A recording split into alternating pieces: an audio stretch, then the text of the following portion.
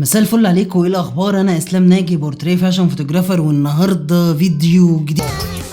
قبل اي حاجه انا عايز اقول لكم شكرا ليكم جدا على التفاعل اللي حصل على فيديو امبارح، واللي ما شافش الفيديو يروح يشوف الفيديو بس بعد ما يخلص الفيديو دوت عشان يشوف اديت لصور ويدنج من الاول للاخر، من اول اللايت روم لحد ما الصوره بتخرج عشان تتسلم للكلاينت.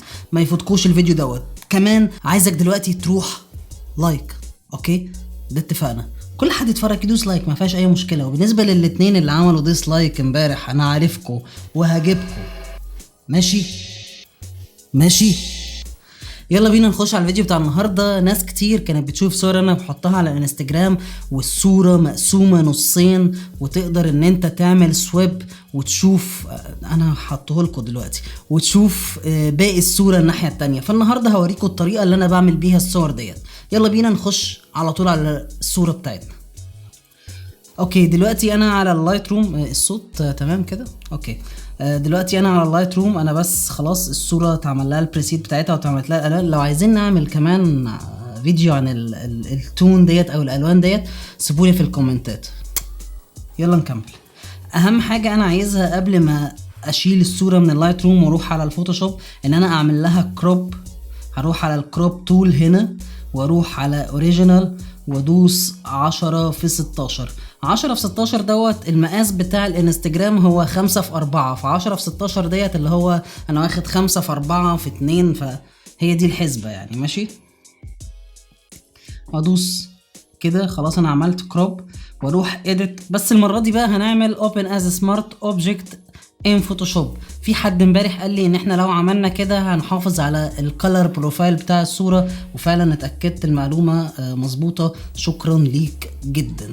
يلا بينا نروح على الفوتوشوب. اوكي، احنا موجودين اوكي، احنا دلوقتي موجودين جوه الفوتوشوب. الفيديو بتاعنا النهارده قصير وسريع، فحاولوا تكملوا للاخر عشان نشوف الخطوات بتاعتنا كلها. انا اول حاجه هدوس كوماند 0 او كنترول 0 عشان اكبر الصوره بتاعتي. شايفين علامه الكروب ديت؟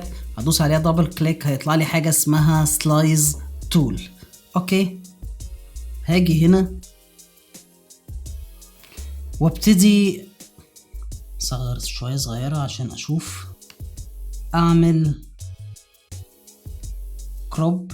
هاجي هنا مثلا عند رقم 16 وهو دوت النص بتاعي، يعني هيبقى دوت المقياس بتاعي. انت ممكن تطلعه بكنترول ار او كوماند ار، بيطلع لك المقاس دوت كده او كده. ده نص الصورة بالظبط. بعد كده بروح للخطوة المهمة قوي اللي هي بتاعت السيف. انا كده خلاص قسمت الصورة بتاعتي، بس انا محتاج اسيفها على صورتين. اوكي، بروح فايل، بعد كده اكسبورت، وبروح اكسبورت فور ويب. اوكي، صغر كده هنشوف الاتنين سلايز. اول سلايز هروح على طول عشان بدل جي اي اف هعمله جيبك، وهعلي الكواليتي بتاعي ل100%. وهاجي هنا المساحة ديت اكبر ضلع عشان الانستجرام ما يعملوش ضغط هو 1350.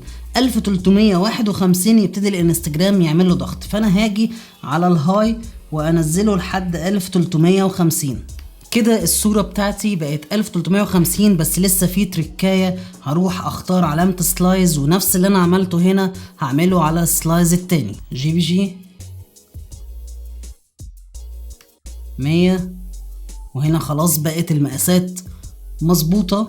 هدوس سيف. مهم قوي وانا بسيف ان يكون هنا متعلم all slides، اوكي، عشان الاتنين يتعمل لهم سيف. لو هتعمل كل ده في الاخر ما تسيفش غير واحد. اوكي، فسيف.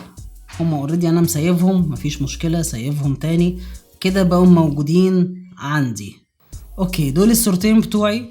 انا هنقلهم على الموبايل ايا كان السيستم اللي انت هتنقل بيه. يعني انا هنقل بالاير دروب،